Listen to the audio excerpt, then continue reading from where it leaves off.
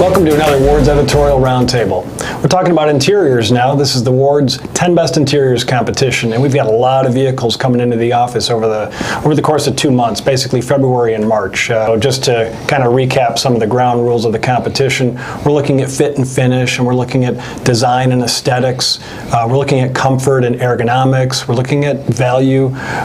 Value is a factor just kind of in the realm of us trying to find cars that are accessible to everybody. We have no price cap on the 10 Best Interiors, unlike with 10 Best Engines, but we do want vehicles that are accessible to everybody. So we're going to kick it off with a discussion about some of the vehicles that we've had here so far. We still have a lot more coming, and we are going to do more roundtables in the future. But let's kick it off with the GM pickup trucks, the mid-size, or some would call them compact pickup trucks, the GMC Canyon and also the Chevy Colorado.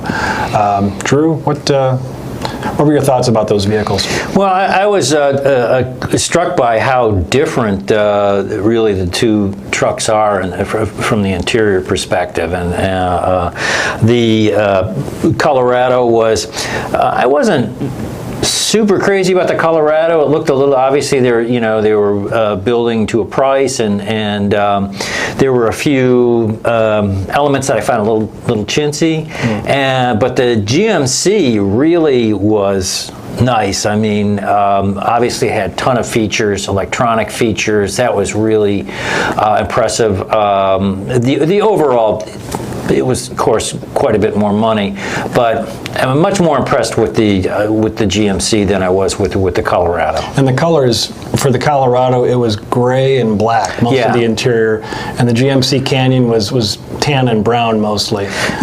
Which for some reason, in this weather, in these dark times in Detroit in the wintertime, those dark interiors just can tend to leave us flat. Yeah, and that's, of course, and that's kind of not real fair, it's not fair.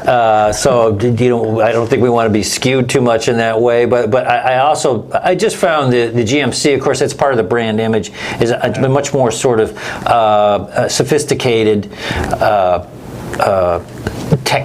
Sophisticated look and more focus on technology than the Chevy, which is more based on value and general ruggedness and whatnot. So they're both functional, but I thought aesthetically that the GMC, I liked it a lot better. Yeah, I like the back seat, the way the seat bottom folds up, and then you've got this nice storage down below. It's really a nice way to store a lot of space there. I thought the back seat in general was very comfortable. You had good headroom. I would like to see a third head restraint, though, if you have three seat belts in back, I'd like to see a third head restraint, but not a deal breaker for me. But it's interesting, in all the trucks that we're seeing, a lot of USB ports, a lot of charging outlets. You can even plug your hairdryer into it if you want. You've got, it's power everywhere, it seems like, in a lot of the trucks. Well, yeah, and the other thing, too, is that they're really coming up to car standards now in terms of design and equipment and everything else. And in some cases, I think with the functionality, all the USB ports and everything else, I think most of the pickups have more than the cars do. Yeah, I was going to say, this is not like any mid-size pickup from 10 years ago. No, yeah. It looks rich, it has all the features, it's very comfortable, really a nice design. I thought it really elevates the mid-size pickup segment to me. And I think a lot of it has to do with the commonization of electrical architectures. Here we look at this really nice center stack, with all the, all the electronic features that you'll see in the cars, whether it's Cadillac or whether it's Buick or whatever. So, you commonize those things, and suddenly it's possible to make all those features available in a pickup truck. So, all right, so we're going to move on to the Honda CR-V. Compact, very popular. I think it's the best-selling CUV in the U.S. at this point, and it's been reskinned. It's a really nicely redesigned vehicle. Dave, did you? I think aesthetically that it may be the nicest vehicle in its class, in that mid-size CUV class. My problem with it was the infotainment the way it operates. You know, there's a lack of knobs, dials, and buttons, and it's very distracting, I think, to control it. I found the voice activation system to be pretty erratic. You know, you're trying to Which dial. most of them are. Most of them are. You know, you're trying to dial into a station that's in the hundreds, and it's giving you one that's in the 50s. So, you know, it's not very accurate. So my biggest problem with that was in the functional controls in the car. But aesthetically, I think the thing looks very nice. And one thing, just on voice controls, the one thing that I just was really a good idea. I saw it, and I believe it was in the Escalade. But I mean, you had on the View when you turned on the voice control there, you would get a screen that said "Say a command," and then it would give you the exact phraseology, you know, the exact phrase to make it work. Yeah. Which I think that's a key problem with all the voice activation systems is you still have to say things just right. They can recognize an accent or you know all this other difficult stuff, but you got to give the command just right. Yeah. Did you play around with the back seats at all? Because the second row seats fold flat, and it's very simple, and it's all mechanical. There's no electronics involved.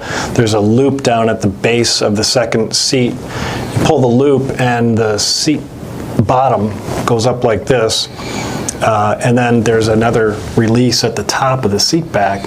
Drop that, and the head restraint goes down, and then the whole thing dips down behind the seat bottom, so you have a fairly flat load floor and a large cargo area, and so it's the same, and it does it in a 60-40 split in the second row, so you can put the second row completely flat, and it's pretty cool. And then you can also release those from the trunk. So you're standing at the cargo area, and you got the gate up. There's a release lever on either side, and again, it's only mechanical. There's no electronics required. I guess my only beef with the CRV is that there's sort of a sensible shoe element to it. That it just, here's your CUV. It's very functional. Easy to clean the interior. Everything works well.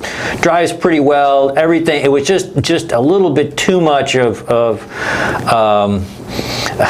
I was just looking for a little bit more frills. It's very clean looking, I think is what it is. It's very, it's styled very clean. There's not a lot of clutter in the way you're sitting and the cockpit approach to it. But you're finding that as a negative. Well, yeah, and kind of God, can't you throw a little frill in there somewhere for something? Well, adaptive cruise control, lane keeping, so all the electronic gizmos, which are starting to become common across all vehicle platforms.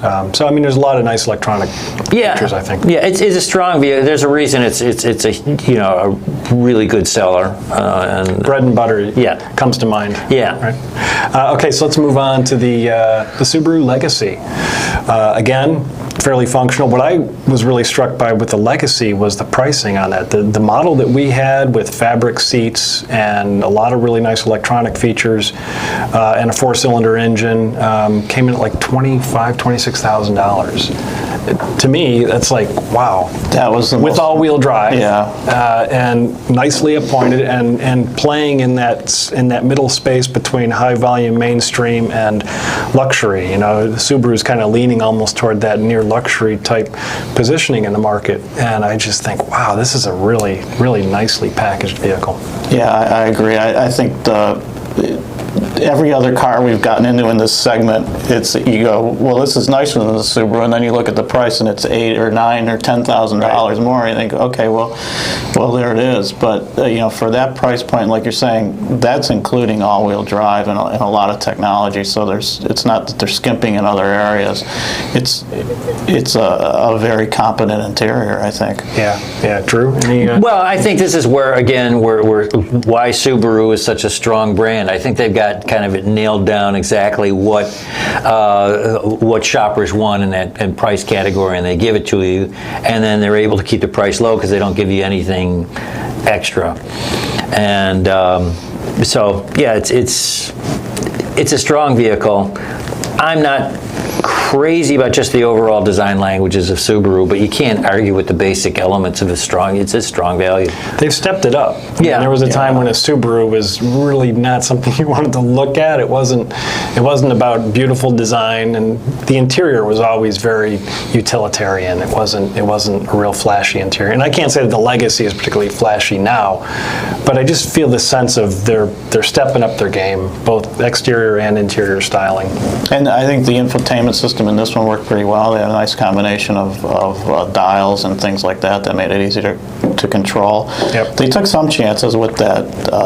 It was kind of a metal trim that you don't see anything like. You can love it or hate it, but it was different. Yeah, right. And so overall, I thought it was a pretty good value. And they have the good big knobs and buttons typically on the HMI, which I think is. And this does represent a whole new HMI for Subaru. If you recall, just think back a year or two ago, the previous generation Subarus had a very outdated HMI. The display screen was real small, and the buttons and knobs were really small. I think there were some complaints last year from some of the judges about the size of the buttons and knobs, but they've really stepped it up. So this is going to wrap up our first discussion here, the Ward's Editorial Roundtable on the Ward's 10 Best Interiors. Come back for another discussion about the Mercedes S550 and the GLA. Thanks.